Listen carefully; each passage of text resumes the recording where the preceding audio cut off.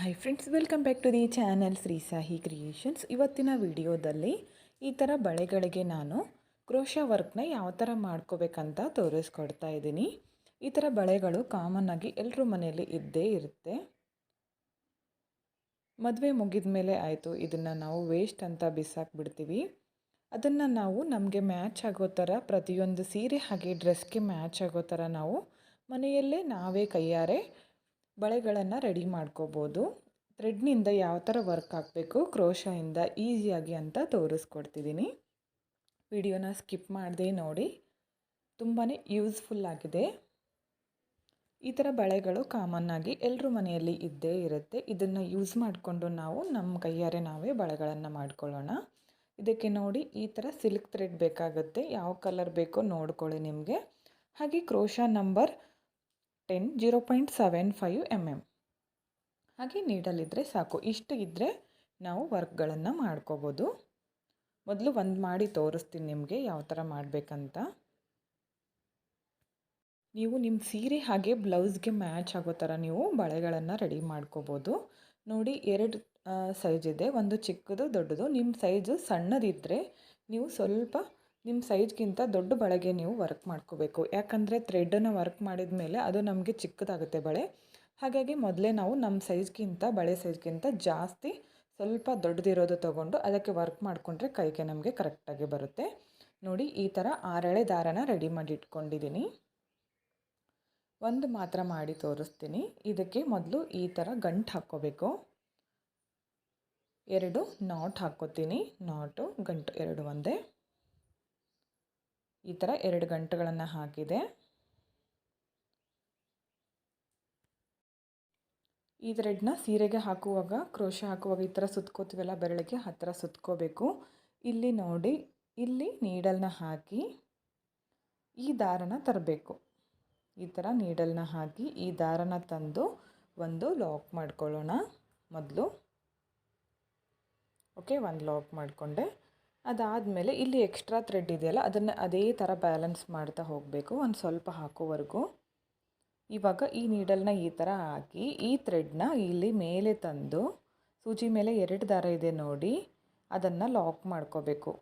ಅಥವಾ single crochet ಮಾಡ್ಕೋತೀವಲ್ಲ ಅದೇ ಬಳೆಗೆ ನಾವು ಸಿಂಗಲ್ ಕ್ರೋಶನ ಮಾಡ್ತಾ ಹೋಗಬೇಕು. ತುಂಬಾ ನೀಟಾಗಿ ಬರುತ್ತೆ. ಫಿನಿಶಿಂಗ್ ಮಾತ್ರ ತುಂಬಾ ಚೆನ್ನಾಗಿ ಬಂದಿತ್ತು. ಸ್ಕಿಪ್ ಮಾಡದೆ ನೋಡಿ, ನಿಮಗೆ ಎಲ್ಲ ಅರ್ಥ ಆಗುತ್ತೆ. ಈ ಥರ ನೀಡಲ್ನ ಹಾಕಿ ಈ ದಾರನ ತರಬೇಕು. ಅದನ್ನು ನಾವು ಲಾಕ್ ಮಾಡ್ಕೋಬೇಕು. ನೋಡಿ, ಈ ಥರ ಲಾಕ್ ಮಾಡ್ಕೊಳ್ಳಿ.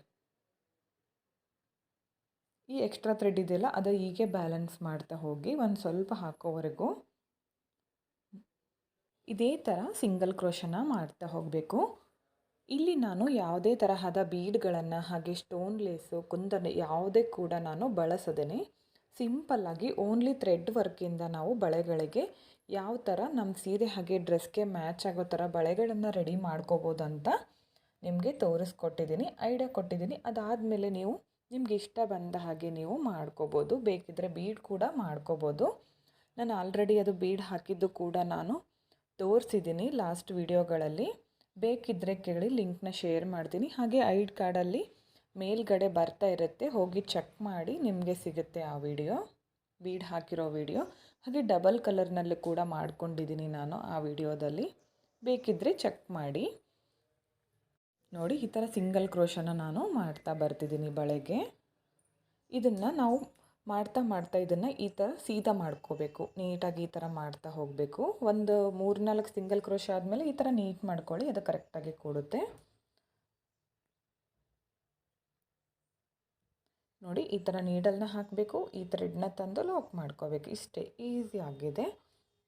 ತುಂಬಾ ಸಿಂಪಲ್ಲಾಗಿ ಮಾಡ್ಕೋಬೋದು ಬಳೆಗಳನ್ನು.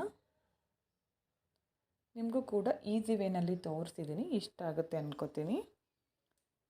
ಇವಾಗ ನೋಡಿ, ಈ ಎಕ್ಸ್ಟ್ರಾ ಥ್ರೆಡ್ ಇದೆಯಲ್ಲ, ಇದನ್ನು ಕಟ್ ಮಾಡ್ಕೊಳ್ಳೋಣ. ಒಂದು ಸ್ವಲ್ಪ ಹಾಕ್ಕೊಂಡ್ಮೇಲೆ ಅದನ್ನು ನಾವು ಕಟ್ ಮಾಡ್ಕೊಂಡು ಬಿಡಬೇಕು. ನೋಡಿ, ಈ ಥರ ಕಟ್ ಮಾಡಿಕೊಂಡ್ರೆ ಆಯಿತು. ಅದು ಕಾಣಿಸೋದಿಲ್ಲ, ಸ್ವಲ್ಪ ಕಾಣಿಸಿದ್ರೆ ಗಮ್ ಹಚ್ಕೊಂಡ್ರೆ ಆಯಿತು ಅಷ್ಟೇ. ಇವಾಗ ಇದೇ ಥರ ನಾವು ಸಿಂಗಲ್ ಕ್ರೋಶಗಳನ್ನು ಮಾಡ್ತಾ ಹೋಗಬೇಕು.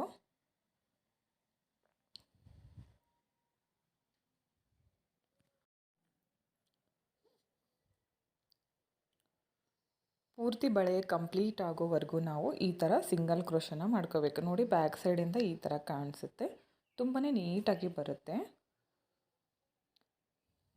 ಎಲ್ಲಿಗೆ ಸ್ಟಾರ್ಟ್ ಮಾಡ್ಕೊಂಡಿದ್ವೋ ಅಲ್ಲಿವರೆಗೂ ನಾವು ಕಂಪ್ಲೀಟ್ ಆಗೋವರೆಗೂ ಸಿಂಗಲ್ ಕ್ರೋಶಗಳನ್ನು ಮಾಡ್ತಾ ಹೋಗಬೇಕು.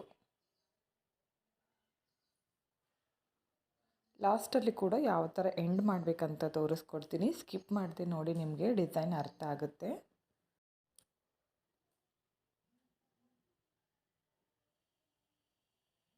ಇದೇ ಥರ ಸಿಂಗಲ್ ಕ್ರೋಶಗಳನ್ನು ಮಾಡ್ತಾ ಹೋಗಿ ಪೂರ್ತಿ ಬಳೆ ಕಂಪ್ಲೀಟ್ ಆಗೋವರೆಗೂ ಕೂಡ ನಾವು ಸಿಂಗಲ್ ಕ್ರೋಶಗಳನ್ನು ಮಾಡ್ತಾ ಹೋಗಬೇಕು. ಸಿಂಗಲ್ ಕ್ರೋಶ ಅಥವಾ ಲಾಕ್ ಎರಡು ಒಂದೇ, ಈ ಥರ ಲಾಕ್ ಮಾಡ್ತಾ ಹೋಗಿ, ಅಂದರೆ ಸಿಂಗಲ್ ಕ್ರೋಶಗಳನ್ನು ಕಂಪ್ಲೀಟ್ ಮಾಡ್ತಾ ಹೋಗಬೇಕು. ಪೂರ್ತಿಯಾಗಿ ಮಾಡಿ ತೋರಿಸ್ತೀನಿ ನೋಡಿ ಯಾವ ಥರ ಕಾಣಿಸ್ತಿದೆ ಅಂತ.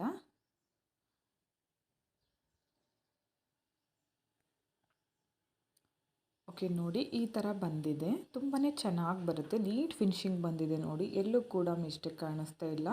ಹಾಗೆ ಸಿಂಗಲ್ ಕ್ರೋಶಗಳು ಸಮವಾಗಿ ಬಂದಿದೆ ನೋಡಿ, ಬ್ಯಾಕ್ ಸೈಡಿಂದ ಈ ಥರ ಕಾಣಿಸುತ್ತೆ ನೋಡಿ. ಬಳೆಗಳು ಕೂಡ ತುಂಬಾ ಚೆನ್ನಾಗಿ ಬರುತ್ತೆ, ನೀವು ಕಲರ್ ಕಾಂಬಿನೇಷನ್ ನೋಡಿ ಮಾಡ್ಕೊಳ್ಳಿ, ತುಂಬಾ ಚೆನ್ನಾಗಿ ಕಾಣಿಸುತ್ತೆ.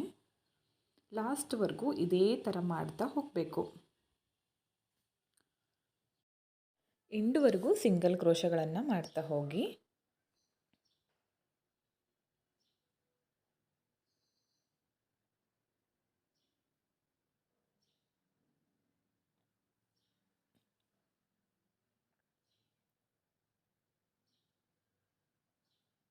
ಇಲ್ಲಿ ನೀವು ಹಾಫ್ ಡಬಲ್ ಕ್ರೋಶ ಕಂಬ ಕೂಡ ಮಾಡ್ಕೋಬೋದು.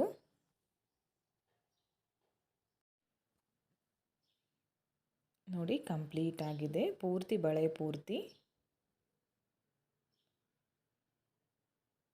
ಇವಾಗ ನೋಡಿ ಒಂದು ಚೈನ್ ಹಾಕ್ಕೊಂಡು ಈ ಥ್ರೆಡ್ನ ಕಟ್ ಮಾಡ್ಕೋಬೇಕು. ಈ ಕಟ್ ಮಾಡ್ಕೊಂಡಿರೋ ಥ್ರೆಡ್ನ ಈ ಥರ ಟೈಟಾಗಿ ಎಳ್ಕೊಳ್ಳಿ, ಒಂದೇ ಚೈನ್ ಹಾಕ್ಕೊಳ್ಳಿ ಯಾವಾಗಲೂ. ಎರಡು ಚೈನ್ ಹಾಕಿದರೆ ಅಲ್ಲಿ ಫಿನಿಶಿಂಗ್ ಮಾಡಲಿಕ್ಕೆ ನೀಟಾಗಿ ಬರೋದಿಲ್ಲ. ನೋಡಿ ಈ ಥರ ಇಟ್ಕೊಂಡು ಇದಕ್ಕೆ ಗಮ್ ಹಚ್ಕೊಳ್ಳೋಣ ಇವಾಗ. ನೋಡಿ ಎಂಡಲ್ಲಿ ಈ ಥರ ಸ್ವಲ್ಪ ಗಮ್ ಹಚ್ಚಿ ಅದನ್ನು ಈ ಥರ ಸುತ್ಕೊಳ್ಳಿ. ನೋಡಿ ಈ ಥರ ಸುತ್ಕೋಬೇಕು. ಸುತ್ತಿ ಅದನ್ನು ಅಡ್ಜಸ್ಟ್ ಮಾಡ್ಕೊಳ್ಳಿ. ಒಂದು ಸ್ವಲ್ಪನೇ ಅದು ಗಮ್ ಹಚ್ಚಿದ್ರೆ ಸಾಕು, ಯಾವುದೇ ಕಾರಣಕ್ಕೂ ಬಿಚ್ಕೊಳ್ಳೋದಿಲ್ಲ. ಓಕೆ ನೋಡಿ, ಗಮ್ ಹಚ್ಚಿ ಅದನ್ನು ಅಟ್ಯಾಚ್ ಮಾಡಿಕೊಂಡು ಎಕ್ಸ್ಟ್ರಾ ಥ್ರೆಡ್ ಇದೆಯಲ್ಲ ಅದನ್ನು ಕಟ್ ಮಾಡ್ಕೋಬೇಕು. ಎಕ್ಸ್ಟ್ರಾ ಥ್ರೆಡ್ನ ನೀಟಾಗಿ ಕಟ್ ಮಾಡ್ಕೊಳ್ಳಿ. ನೋಡಿ ಈ ಥರ ಬಂದಿದೆ. ಫಿನಿಶಿಂಗ್ ಕೂಡ ನೀಟಾಗಿ ಕಾಣಿಸುತ್ತೆ, ಅದು ಒಣಗಿದ ಮೇಲೆ ಕಾಣಿಸೋದಿಲ್ಲ. ಸ್ವಲ್ಪ ಅಡ್ಜಸ್ಟ್ ಮಾಡಿಕೊಂಡ್ರೆ ಸಾಕು. ಬೇಕಿದ್ರೆ ಒಂದು ಬೀಡ್ ಕೂಡ ಅಟ್ಯಾಚ್ ಮಾಡ್ಕೋಬೋದಲ್ಲಿ. ನೋಡಿ ಈ ಥರ ಬಂದಿದೆ. ಹಾಗೆ ಫಿನಿಶಿಂಗ್ ಕೂಡ ನೀಟಾಗಿ ಬಂದಿದೆ. ಸೇಮ್ ಇದೇ ಥರ ಎರಡು ಬಳೆಗಳನ್ನು ಮಾಡಿದ್ದೀನಿ ನೋಡಿ. ಹಾಗೆ ನೋಡಿ ಬ್ಯಾಕ್ ಸೈಡಿಂದ ಈ ಥರ ತುಂಬಾ ನೀಟಾಗಿ ಬಂದಿದೆ ನೋಡಿ. ನೀವು ಕೂಡ ನಿಮ್ಮ ಸೀರೆಯ ಕಲರ್ ಕಾಂಬಿನೇಷನ್ ಅಥವಾ ಡ್ರೆಸ್ಗೆ ಯಾವ ಕಲರ್ ಬೇಕೋ ನೋಡಿಕೊಂಡು ಒಂದು 3 ಅಥವಾ 6 ಬಳೆಗಳನ್ನು ನೀವೇ ಮಾಡಿಕೊಂಡ್ರೆ ಮನೆಯಲ್ಲೇ ನೀವು ರೆಡಿ ಮಾಡ್ಕೋಬೋದು. ತುಂಬಾ ಚೆನ್ನಾಗಿ ಬರುತ್ತೆ ನೋಡಿ. ಈ 2 ಬಳೆಗಳನ್ನು ನಾನು ಲಾಸ್ಟ್ ವಿಡಿಯೋಗಳಲ್ಲಿ ತೋರಿಸಿದ್ದೆ, ತುಂಬಾ ಚೆನ್ನಾಗಿ ಬಂದಿತ್ತು. ಇವಾಗ ಸಿಂಪಲ್ಲಾಗಿ ನಾನು ಒಂದೇ ಕಲರ್ನಲ್ಲಿ ಓನ್ಲಿ ಥ್ರೆಡ್ ವರ್ಕ್ ಮಾಡಿ ತೋರಿಸಿದ್ದೀನಿ, ಯಾವ ಥರ ಬಂತು ಅಂತ ನೀವು ನೋಡಿದ್ರಿ. ಹಾಗೆ ಈಸಿ ಮೆಥಡಲ್ಲಿ ತೋರಿಸಿದ್ದೀನಿ. ನಿಮಗೂ ಕೂಡ ಇಷ್ಟ ಆಯಿತು ಅನ್ಕೋತೀನಿ. ಇಷ್ಟ ಆಗಿದ್ದರೆ ಒಂದು ಲೈಕ್ ಮಾಡಿ, ಹಾಗೆ ಫ್ರೆಂಡ್ಸ್ಗಳಿಗೆ ಶೇರ್ ಮಾಡಿ. ನೀವೊಮ್ಮೆ ಟ್ರೈ ಮಾಡಿ ಯಾವ ಥರ ಬಂತು ಅಂತ ತಿಳಿಸಿ. ಈ ಥರ ವೇಸ್ಟ್ ಬಳೆಗಳನ್ನು ನಾವು ಬಿಸಾಡೋ ಬದಲು ನಮಗೆ ಬೇಕಾಗಿರೋ ಥರ ನಾವೇ ಬಳೆಗಳನ್ನು ರೆಡಿ ಮಾಡ್ಕೋಬೋದು ಫ್ರೆಂಡ್ಸ್. ಹಾಗೆ ಡಿಸೈನ್ ಕೂಡ ನಮಗೆ ಯಾವ ಥರ ಬೇಕೋ ನಾವೇ ಮಾಡಿಕೊಂಡ್ರೆ ಇನ್ನೂ ಚೆನ್ನಾಗಿರುತ್ತೆ. ಈ ವರ್ಕ್ ನಿಮಗೆ ಇಷ್ಟ ಆಗಿದ್ದರೆ ಲೈಕ್ ಕೊಡೋದನ್ನು ಮಾತ್ರ ಮರಿಬೇಡಿ ಫ್ರೆಂಡ್ಸ್. ಇನ್ನೂ ಡಿಫ್ರೆಂಟಾಗಿ ಬೇಕು ಅಂದರೆ ನನಗೆ ಕಮೆಂಟ್ ಮುಖಾಂತರ ತಿಳಿಸಿ, ನೆಕ್ಸ್ಟ್ ವಿಡಿಯೋದಲ್ಲಿ ನಾನು ಮಾಡಿ ತೋರಿಸ್ತೀನಿ ನಿಮಗೆ. ವಿಡಿಯೋನ ಸ್ಕಿಪ್ ಮಾಡದೆ ಕೊನೆವರೆಗೂ ನೋಡಿದ್ದಕ್ಕೆ thank you friends. Thank you for watching.